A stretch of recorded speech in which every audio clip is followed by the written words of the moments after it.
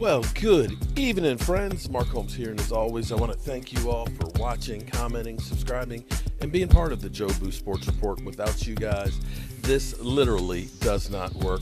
And man, it is another day in Dallas Cowboy land. The Cowboys were on the field today for practice. We're talking about practice, not a game now. We're talking about practice. I know some of you will get annoyed about the music, but you know what? I love it. My man, in fact, here's what we're going to do while we have the music playing. Ron Oliver, who is from Tower Light Records, actually has done some beats and stuff for us. We're going to need to get him to actually do like a whole playlist so that way we can maybe have a little bit of funk at the end of our live streams and things for those who like to have the beat. His wife, he said, hey man, so you don't have to spend all your time thanking me and talking about me. How about I send you a sign to put up on your studio? So we're taking a look at this right here, right now. Let's see what my man Ron Oliver has. Okay. I've gotten so much stuff in the mail lately. Miss Jackie done really messed me up because she sent me something for Father's Day. Not, you don't feel that you guys need to send me stuff. I appreciate everything, but my wife said, you need to start thinking about a new studio because you've got a lot of stuff. Okay. Ooh, Cowboy Colors. Music by Tower Light Records.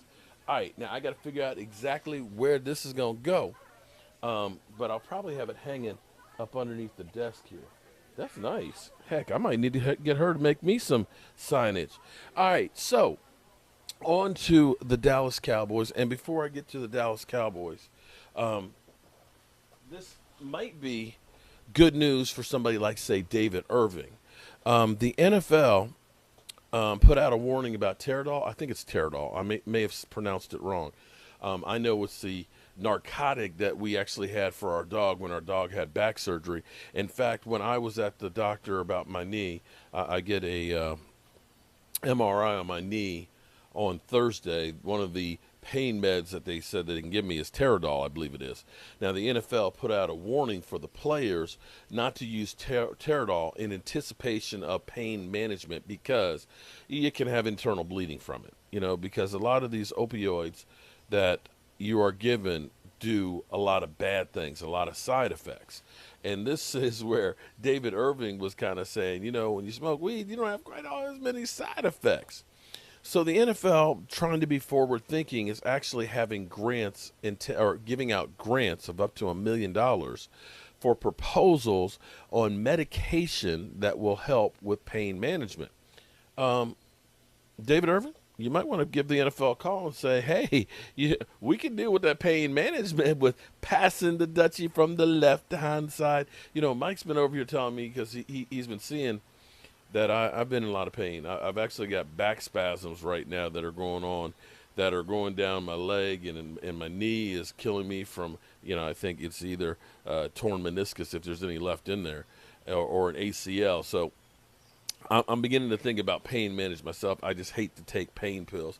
Maybe I just need to get back on the rum bottle. But we are not here to talk about my pain management, but the NFL is trying to do something for the players to enable them to be able to take the pain so that way they can perform on Sundays through that 17-game schedule. So we'll keep working on that one. But as we go through, we've got actually a lot of news on the Dallas Cowboys today. Like I said, they were back on the field. They can have up to 10 practices in OTAs, but it looks like they're going to only go to 8. I think tomorrow will be their last practice for the full team. The rookies will be enabled to come back and work for an additional week next week. But that's it until training camp, guys. And I know it seems like a long ways away, but, right about, 20 minutes from now, we'll be down to 92 days until the kickoff of the season, and even less when we start talking about the Hall of Fame game. And I am working on trying to make our way to the Hall of Fame game and to bring you guys more and more coverage that you don't necessarily get everywhere. Going around the NFL, Green Bay has a problem. Green Bay, their president said that the Aaron Rodgers situation is dividing the fan base, but it goes beyond the fan base because when Devontae Adams basically said that, I got Aaron Rodgers back and will welcome him with open arms if and when he gets back, says a lot about how the players feel about Aaron Rodgers. I guess if you were to take a poll and say GM or Aaron Rodgers, that the players, except for, maybe the backup quarterback, would say Aaron Rodgers. So Green Bay is definitely got some real issues, and they literally are at a crossroads right now. I'm glad that I don't have that kind of drama with the Dallas Cowboys because my quarterback has been working all offseason and has been cleared to be a full go for training camp. Incredible news, especially when you start hearing about other quarterbacks that still haven't quite gotten that full go. Pat Mahomes, we're talking about Tom Brady, as well as some other ones, and some of them just ain't showing up.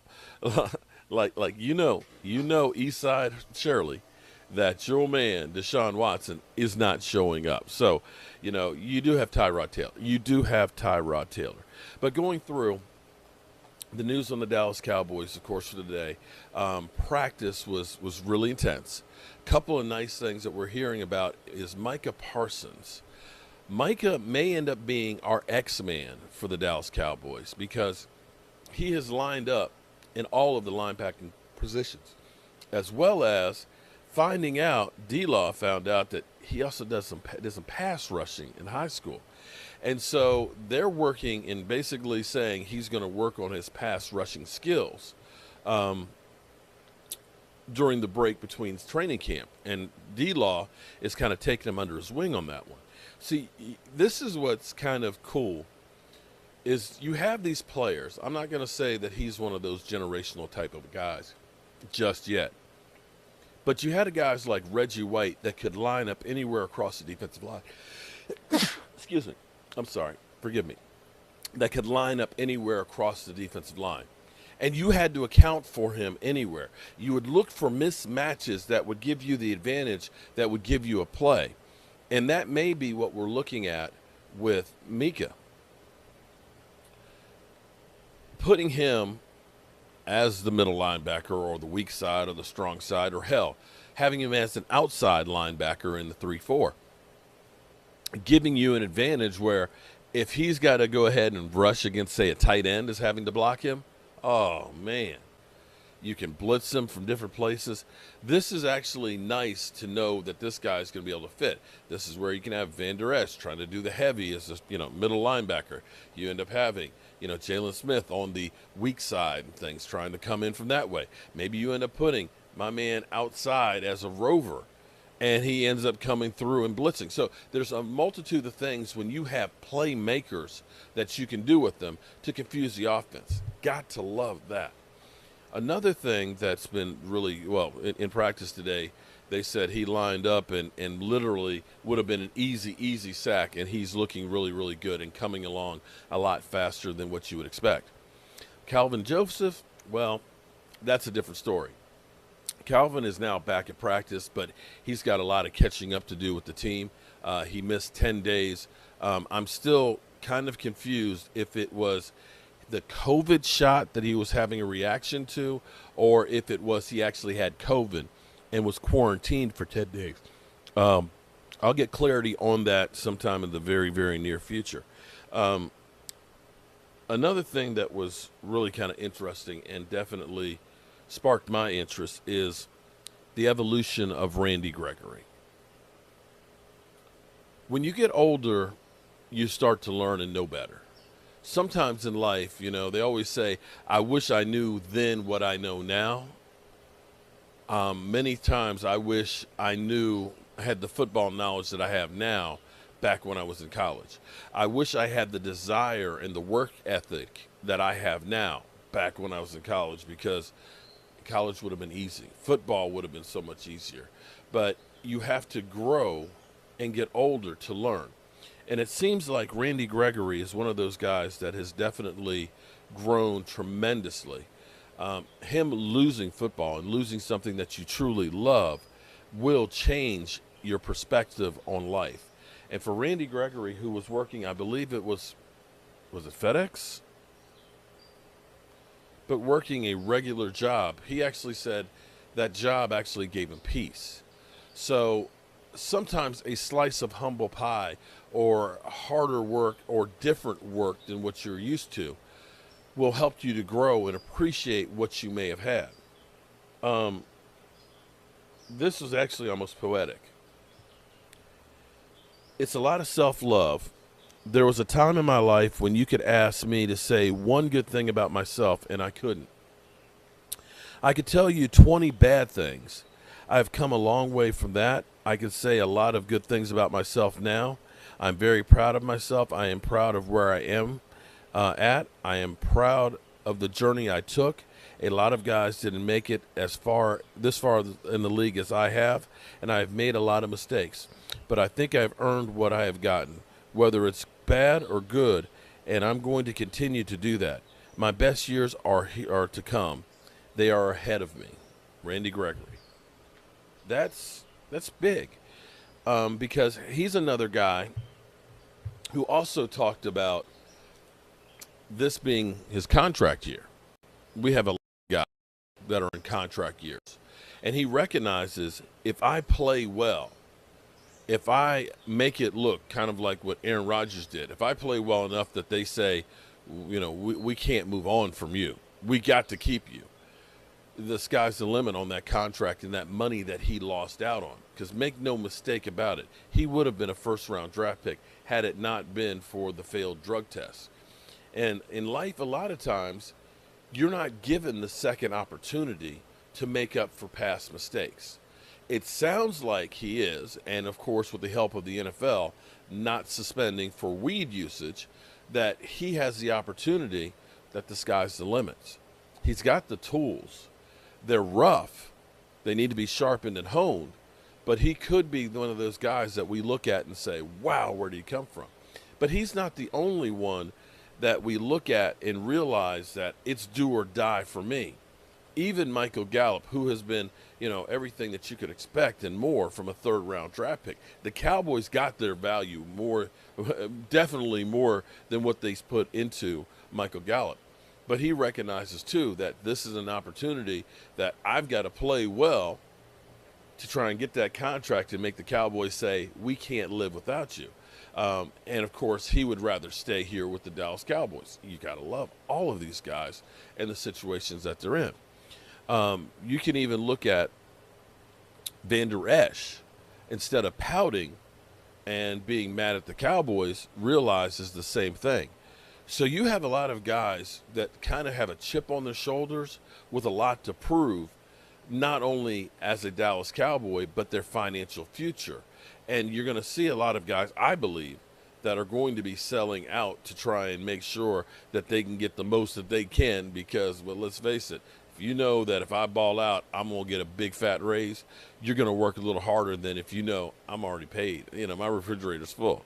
So I'm very, very excited about that. The key on all this, though, is going to be health.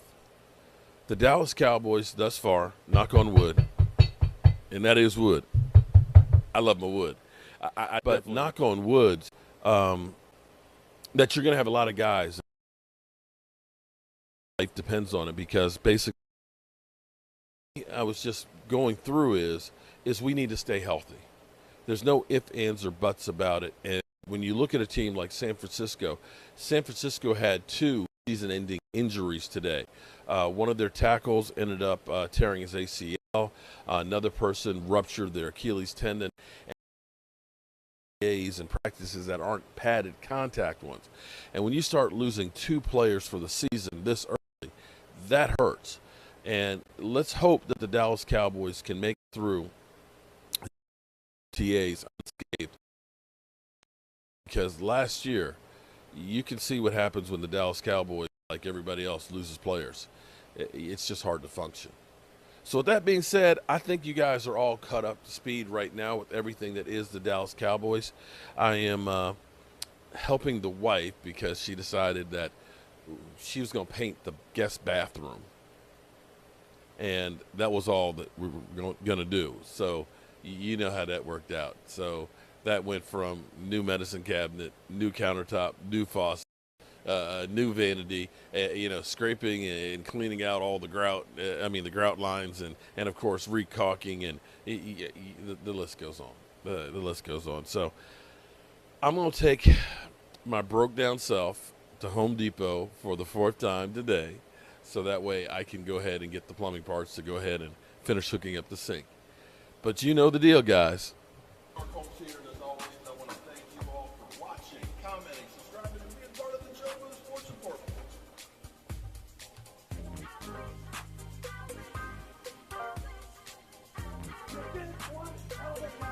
And the only thing else I got to say is, how about them Cowboys? Yeah. All right. I will see you guys later. Hope you have a great night and be safe out there.